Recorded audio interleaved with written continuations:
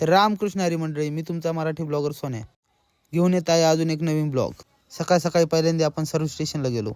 आपली हायबुजा खूप खराब झाली होती, त्यामुळे तिला पहिले धुवून घेतलं। आपली हायबुजा अशी चकाचक निघाली होती। त्यानंतर आपल्याला जायचं होतं ऑर्डरला।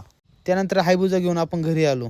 घरी येताना आपल्याला मंदिरात भजनी दिसले, तिथं भजन चालू होतं। मग मी बी त्या भजनासाठी गेलो। एक दोन अभंग आपण वाजवले। मग आपल्याला फोटोग्राफर न्यायला आला होता। मग त्याच्या गाडीवर बसून आपण पुढला प्रवास चालू केला।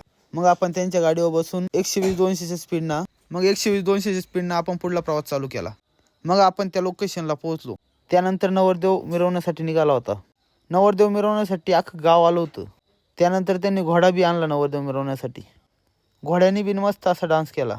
आणि बघतोस काय, परत एक घोडा आला होता, त्याने पण मस्त डान्स केला। त्यानंतर नवरदेव घोड्यावर बसला, कारण नवरदेवच बैलगाडा प्रेमी होता। त्यानंतर नवरदेव आणि नवरदेवाच्या मित्रांनी खूप छान असा डान्स केला। मिरवणुकीसाठी भरपूर पब्लिक आली होती। नवरदेवाच्या मिरवणुकीमध्ये नवरदेवाच्या कलावऱ्या बी मस्त डान्स करत होत्या। त्यानंतर मिरवणूक आवरून आपण निघालो होतो हळदीसाठी।